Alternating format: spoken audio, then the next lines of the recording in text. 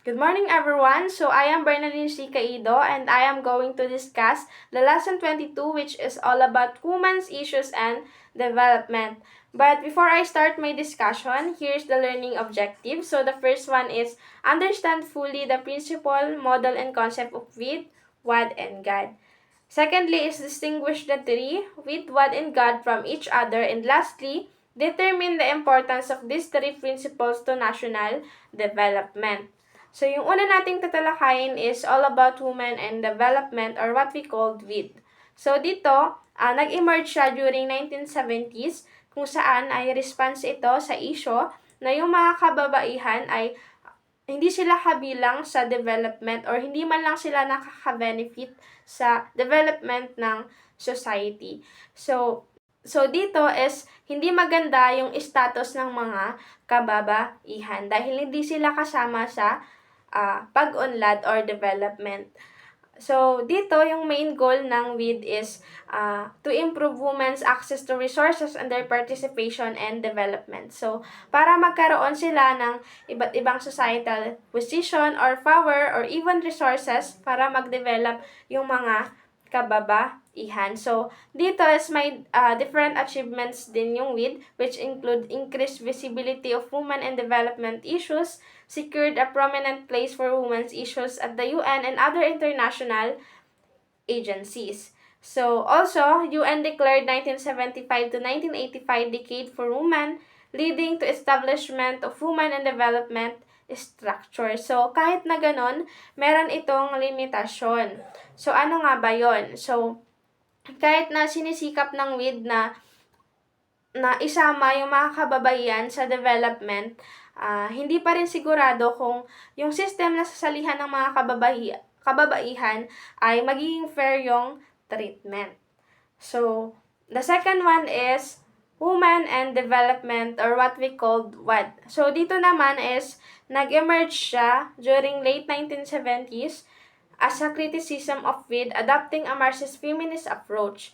So, yung core argument dito is women have always been part of development processes. Kung ibig sabihin nito is involved na yung mga kababaihan sa development, but their work inside and outside the household is critical to society, but their integration sustained global inequalities. So, kahit na-involve yung mga kababaihan sa development, nakakatanggap pa rin sila ng unfair treatment or inequalities.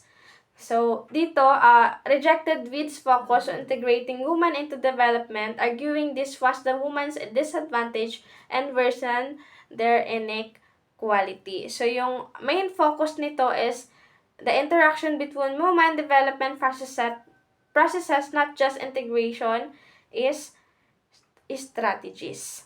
So, and lastly, we have the women and development. So, ano nga ba yung women and development? So, kung kanina yung WID is sinisikap na maisama yung mga kababaihan sa development at yung WAD ay na isama na nila o involved na yung mga kababaihan sa development pero nakakatanggap pa rin ng unfair treatment. Ito namang gender and development is patungkol na siya sa both gender, kung saan nakasama doon yung mga kababaihan at saka yung mga kalalakihan.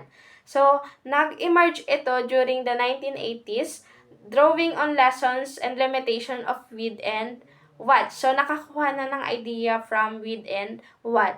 So, focus nito is to the impact of development on both women and man, kung saan nagsisik ito ng equal participation and benefit for all, emphasizing equality of benefit and control. So, dito is nare-recognize na yung mga kababaihan na nakasali sa development but not necessarily benefit from it. So, ito, concerned din siya sa gender relations na naka-assign for both women and men, including the rules, responsibilities, and expectation. And also, it addresses women oppression in the private family sphere, focuses on gender division of labor access and control over resources and power. So, it also goes further than other approaches. So, emphasize women's reproductive and productive rules. So, ibig sabihin dito, meron ng fear treatment toward women and also men.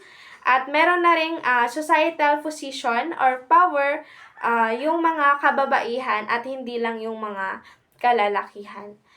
So, dito ay sinisikap na magkaroon ng pantay-pantay na pagtrato, hindi lang para sa mga kalalakihan, kundi para rin sa mga kababaihan. So, lagi nyo lang tandaan, itong tatlo, yung with, wad, and cat. So, yung with, inyong sinisikap nilang isama yung mga kababaihan sa development. And yung pangalawa naman is kasama na yung mga kababaihan sa development but still nakakatanggap sila ng unfair treatment. And lastly, ito na yung gender and development kung saan kasama na yung lalaki at babae na nakakatanggap ng fair treatment at merong iba't ibang societal position and power and different resources na mas makakatulong sa kanila para mas mag-develop.